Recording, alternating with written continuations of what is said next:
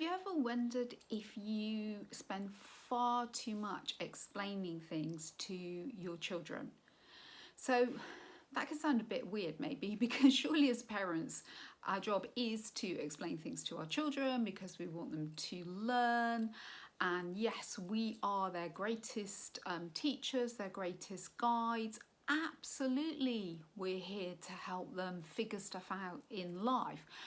But I wonder if endlessly explaining things to them, particularly when they've done something that you don't like, let's just think. Let's just go on a bit of a journey with whether that's actually the most useful thing to do, and whether it's really helping them and whether it's really helping you, because it can become such a habit. And before we know it, they've done something again, and it's a bit like, the horse is out of the race starting gate and it's galloping down the race course, and we can just hear there's almost like a rhythm, as there would be with the horse, to, well, okay, so we need to explore this because remember I said to you that, so for example, if they keep leaving their towel on the bathroom floor, okay, and you're doing a great job because you're not yelling and screaming, so let's be clear about that. That's a really good thing. But I talk to you as a former serial explainer to my poor son when he was young. I would always want to explore with him, okay, so we need to think about this, and these are the reasons why I've asked you to do this, and I'm wondering why this is so hard for you, blah blah blah blah blah.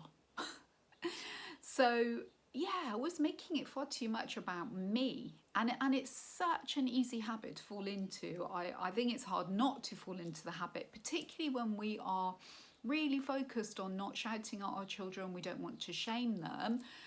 I think this is the process I went through. That then we go to the next stage, which is, well, I'll really explain things to them. But here is the slight problem. Children are not in their intellectual brains very much. And actually, adults are also not in their intellectual, reasoning, rational, think things through brains very much either. Now, we think we are. In fact, we feel a lot safer if we believe that we are very rational beings. But it's been proven categorically that all humans, whether they're adults or children, our survival depends on us actually being in our emotional, relational, survival states and parts of our brains rather than our rational part.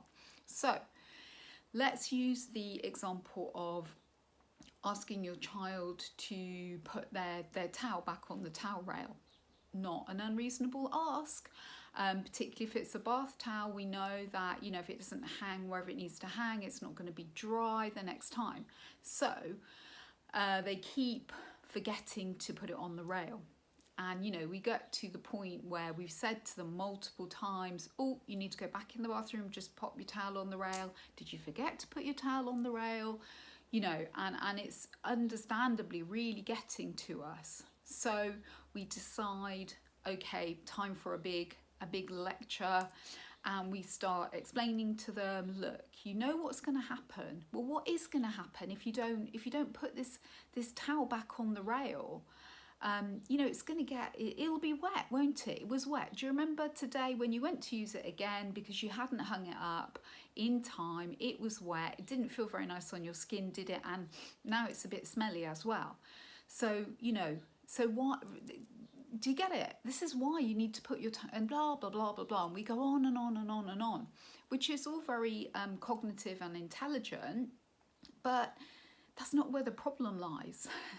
So most children very early on, they begin to get an intellectual understanding of what you want them to do, and when and where, and this takes years and years and years and years and years, they have the capacity to remember to get out of the bath or the shower, wipe themselves down and put the towel back on the rail. They might do it. this is the thing, it's just a part of their development that for whatever reason they haven't got there yet.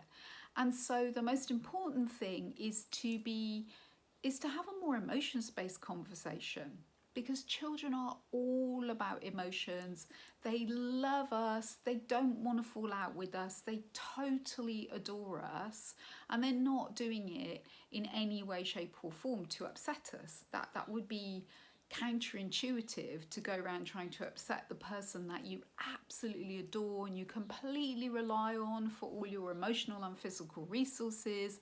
So if they're struggling to remember, so not doing it on purpose and thinking, I will leave this towel there because I know it really upsets mum or dad or nan or whoever it is, they're not doing that. They're just, for whatever reason, forgetting.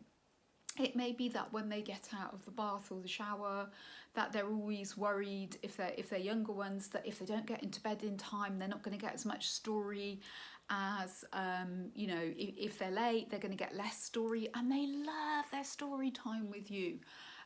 Or if it's an older child, they might just, yeah, they just don't think. It's not the crime of the century to be so occupied with thinking, oh, I must just FaceTime Jake or whatever it is. And of course I know what we all feared, and I mean, I feared this myself, but if I'm not really clear and I don't come down hard on this, then, you know, when he's an adult, he's going to be horrible to live with, because he leaves his towel around and it'll stink and blah blah blah, you know, all that. I know that was running as a subtext for me.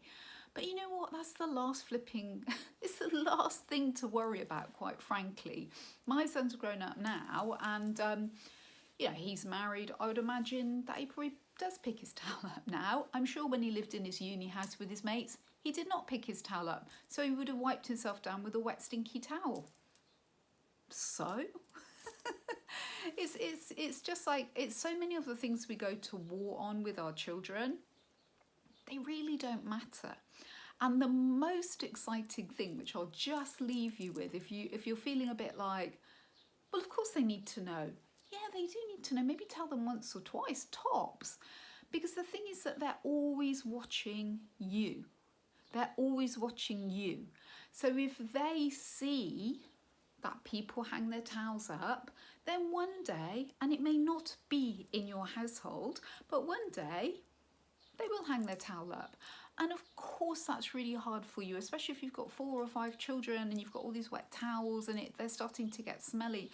I'm not trying to minimise how hard this will be, but going in with long explanations, you know, making them repeat back, so what did I say to you, what do you understand about this, is actually very humiliating and patronising if we're not careful.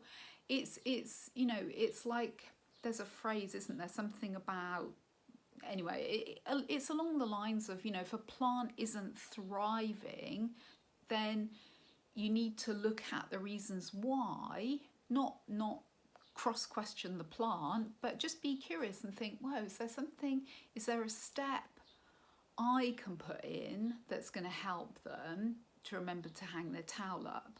Or in the round, do I just accept that at the moment the neural pathways in their brain for hanging up towels don't seem to be very well wired or firing together? I'll just pick the flipping towel up. Because, you know, sometimes we make ourselves very miserable by keep on explaining, keep on going over and over and over something which just at this moment in their little lives or their bigger lives, they're just not doing. And it can become such a misery for you and such a misery for your child. I just invite you into reflecting yourself, being curious maybe about why this is such a big deal for you, and just seeing if there isn't a more emotions-based conversation you can have. Oh, you know, this seems really tough for you. The whole towel, why are you still here? Do you not like it on the rack? What is going on for this towel? It seems to love the floor and not be a fan of the rack.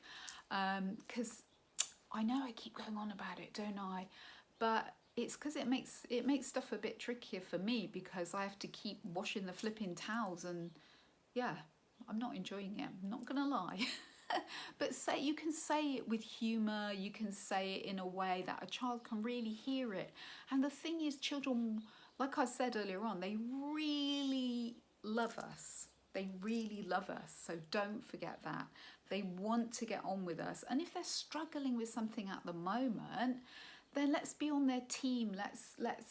Let's use humour, let's use kindness, let's use compassion to enable them through this process. And remember to hold on to the fact that when they're grown ups, you either won't see what they're doing or they'll just be doing it. So don't forget that.